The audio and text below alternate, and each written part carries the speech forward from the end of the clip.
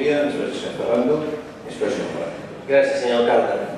Bé, jo personalment i des de la CUP podríem subscriure fil per randa tot el que es diu en aquesta proposta de resolució. Però deixin que els expliqui que un cop vaig llegir per primera vegada aquesta proposta, la sensació va ser d'indignació.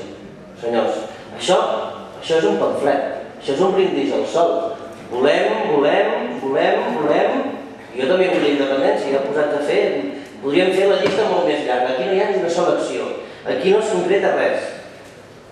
No ho sé, jo els demano que, sisplau, més serietat en els plens municipals. Vostès són govern, no són una entitat veïnal que reclama, ni un sindicat, Vostès tenen la capacitat de gestionar i de tirar endavant accions. Doncs és el que la gent els reclama. Jo, la veritat, els demanaria que tornessin a presentar aquesta proposta en un proper ple municipal en el qual hi puguem incloure algunes accions.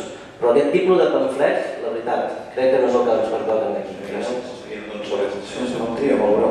Sí, breument, abans m'he oblidat de puntualitzar que bé, ja ho he dit, que nosaltres subscrivíem el que es deia, per tant donarem suport, però igualment volem mantenir el to crític en les formes en què es presenta.